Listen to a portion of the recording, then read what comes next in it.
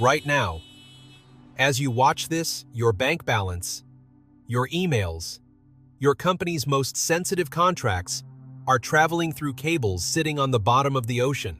And China just became the company that builds them. Quietly, legally, one contract at a time. Every time you check your 401k, every time you wire money, every time your company emails a contract to London or Singapore, that data doesn't go to a satellite. It goes down into a cable the size of a garden hose, sitting 8,000 feet underwater in complete darkness. The company that built 100,000 kilometers of those cables, enough to wrap the entire Earth 2.5 times, used to be called Huawei Marine. They rebranded, changed the name, but not the ownership, not the engineers, not the hardware. Before I go any further, here's exactly where this analysis comes from. Telegeography's 2024 Submarine Cable Database, the most comprehensive public record of every cable on Earth, updated continuously, fully verifiable. The CSIS Invisible Infrastructure Report, published 2023, open access, and FCC Docket 24-523, an active U.S. government review of Chinese cable companies operating in American waters. Right now, ongoing, I spent 14 hours cross-referencing these sources with Bloomberg terminal data and Peace Cable Consortium documentation. Here is what nobody is connecting out loud. First insight, and this one changes the entire frame. In 2015, Huawei Marine had built almost zero transoceanic cables, zero presence, zero influence. The undersea internet was almost entirely Western-built and Western-controlled. By 2024, 100,000 kilometers installed or under contract. That's 23% of every single new cable laid on Earth in the last 5 years. The growth curve isn't gradual. It's exponential, and it's still accelerating. They didn't hack the internet. They didn't steal the internet. They became the company that builds it. And that single distinction, that's exactly why this threat is more dangerous than any cyber attack ever launched. But building cables is only the first half of this story. What they put inside them, that's where it gets serious. To understand why controlling a cable is more powerful than hacking one, you need to understand exactly how this infrastructure works. Light pulses carry your data through glass fibers thinner than a human hair. One single cable can carry 200 terabits of data per second. That's every book ever written by human civilization, transmitted every second. But cables don't travel point to point. They have landing stations, physical buildings on coastlines, where data enters the ocean on one end and exits on the other. These buildings look completely ordinary from the outside. No signs, no visible security. But inside every byte of data crossing the ocean passes through this room. Whoever controls this building controls the data. Not metaphorically, physically. The building, the hardware inside it, the engineers with access to it. HMN Tech doesn't just build these landing stations. In many contracts across Africa and Southeast Asia, they operate them. Their engineers, their access, their keys. If you control the room, you don't need to hack the data. You're already inside. And HMN Tech doesn't just staff the landing stations. They install something else inside every cable. They build something the Pentagon flagged specifically in 2023. I'll show you exactly what in 60 seconds. Every 60 kilometers along the ocean floor, there is a repeater. A sealed titanium unit bolted to the cable. Its job: amplify the light signal so data can keep traveling thousands of kilometers without degrading. HMN Tech doesn't just lay the cable on the ocean floor. They design every repeater. They manufacture every repeater. They install every repeater at every 60-kilometer interval. For 100,000 kilometers of cable, those repeaters, sealed units in complete darkness on the ocean floor, can be manufactured with monitoring hardware built directly into the components. Hardware that reads data as it passes through. This is what the Pentagon flagged. This is what CISA documented in 2023. Not a theory. On the public record. CSIS. 2023. Open access. The specific vulnerability is documented by one of the most respected geopolitical research institutions in Washington. Link is in the description. Now, the landing stations and the repeaters, that's the hardware story. The root story is what should actually scare you, because one cable was designed from the very beginning to avoid every choke point the United States has ever monitored. The Peace Cable, Pakistan and East Africa connecting Europe. Launched 2022. $500 million in Chinese state financing. Built by HMN Tech. Pakistan, Saudi Arabia, Egypt, France. Look at what it avoids. Every single US and British intelligence monitoring point. The landing stations in Djibouti. The Suez Canal access points. The Mediterranean nodes where GCHQ has historically had physical access. Everyone. Bypassed. Deliberately. This was not geography. This was architecture. 3 billion people. 1/3 of humanity. Routing their data outside US oversight. This is the digital Silk Road. And it's already operational. Here is the connection that mainstream media is not making. And it starts with something you already believe. Most people believe the cloud makes the internet safe, distributed, impossible to control. And that belief is completely understandable because the evidence supporting it looks overwhelming. Google spent $12 billion building data centers in 2023 alone. Microsoft Azure now spans 60 regions across every continent. The headlines have been saying it for years. The cloud is resilient. The cloud protects your data. The cloud is the future. Here is what every single one of those headlines leaves out. 95% of all intercontinental data does not travel through the cloud. It travels through physical cables. On the ocean floor, there are roughly 400 of them on the entire planet. That is the complete backbone of the global internet. Not thousands of redundant pathways. Not an infinite distributed network. 400 physical cables. Some narrower than your wrist. Sitting unguarded. On the bottom of the ocean. That is all that exists between you and a global internet blackout. Remember the very first image I showed you? That cable network on the ocean floor. You now know what landing stations are. You know what repeaters can do. You know what HMN Tech builds into every kilometer. Now watch what happens when they use it. Here is the paradox nobody is talking about. As cloud investment increases, cable demand increases in direct proportion. Every dollar Google and Amazon spend building cloud infrastructure requires more transoceanic bandwidth to connect those data centers globally. More cloud spending equals more cable contracts. And who is winning those cable contracts across Africa, the Middle East, and Southeast Asia? HMN Tech. Because they bid cheaper, they build faster, and they have $500 billion in Chinese state financing behind every single bid. 47 nations now route their internet through HMN-built infrastructure. Not because anyone forced them, because HMN got there first, built it cheaper, and the Western alternative simply wasn't available when those contracts were signed. China does not need to hack a single cable. They do not need to intercept a single message. They own the pipe, and owning the pipe in a crisis is checkmate. Everything I've shown you is how they built the board.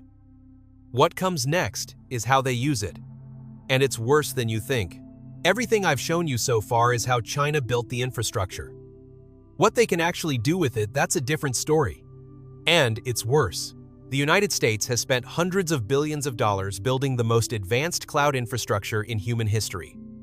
It looks invincible. It was designed to look invincible. And 95% of every dollar that flows through that cloud infrastructure still has to travel through a cable on the ocean floor to reach its destination. Your Venmo payment, your company's wire transfer, the Pentagon's non-classified communications, the FBI's routine operational traffic, they all travel through the same physical cables, owned in part by the same companies, with no separation between them. The US government's own cybersecurity agency, CI, wrote this in their 2023 advisory. Quote, "Critical infrastructure dependency on commercial submarine cables presents unacceptable risk." Their words, not mine. On the public record, in 2010, China cut rare earth exports as a geopolitical weapon. It was devastating, but it took 8 months for the full economic pain to reach American consumers and businesses. If China instructs HMN Tech to conduct scheduled maintenance on 3 strategic Pacific cables simultaneously, the pain doesn't take 8 months. It takes 8 minutes. That is the difference in the speed of leverage between 2010 and today. NYSE goes dark. Your 401k platform returns an error. Your Chase app won't load. Your company's international payments queue frozen. In 8 minutes. This specific scenario, coordinated cable disruption as geopolitical leverage, is documented in the FCC's own threat assessment. Public record. You can read it yourself. Link in description. 3 cables. 8 minutes. Built legally. Funded openly. 1 contract at a time. That scenario may or may not happen, but here's what's already happening right now to your wallet. Your savings. Your business. Let's make this concrete. 6 months out, if US-China tensions escalate over Taiwan Strait military exercises, the next round is expected.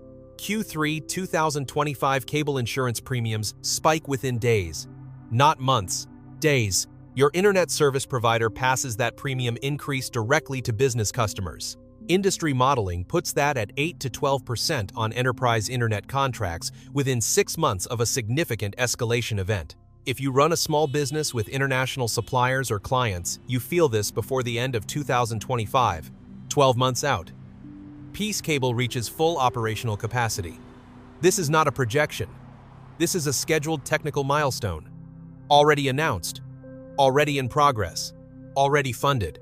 3 billion people across Africa, South Asia, and the Middle East now have an internet pathway routing around US infrastructure. That is the primary remaining growth market for Facebook, Google, and YouTube advertising revenue. When those users route through non-US infrastructure, American tech companies lose data visibility. They lose ad targeting precision. They lose pricing power.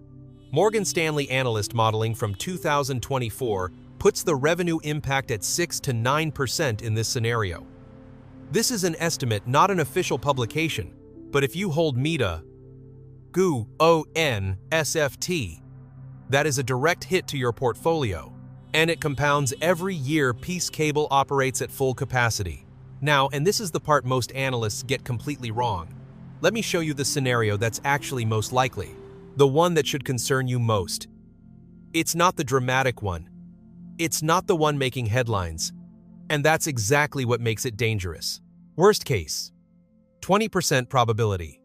A geopolitical flashpoint, most likely over Taiwan, triggers deliberate coordinated cable disruption. NYSE experiences a 4-hour outage minimum. Economic damage, $50 billion per day, based on the 2012 Hurricane Sandy Financial District blackout as a direct precedent. Timeline. Possible within 18 months, most likely. 60% probability. No dramatic event. No crisis moment. No headlines. Here's how it actually plays out. In 2019, nobody noticed when HMN Tech signed their 10th cable contract. By the time Washington started paying attention, it was their 47th. That's the template. Slow, legal, incremental. Until one day, the infrastructure advantage is simply irreversible. HMN Tech reaches 35% of all new global cable capacity by 2027. US monitoring access narrows every single year. No alarm. No moment where someone says, "This is when it got bad."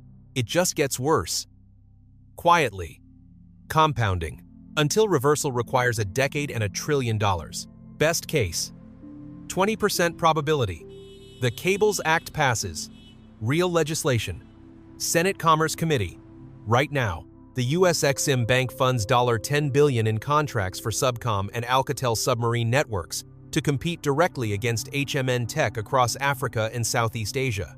Western cable infrastructure gets built where HMN currently has no competition. This requires bipartisan movement in an election year. That is genuinely difficult. But the legislation is real. The committee hearings are scheduled. The vote is coming. And whether it passes depends in part on whether enough Americans understand what is actually at stake before that vote happens. 3 concrete things. Not abstract. Not diplomatic. Actionable. Right now. 1.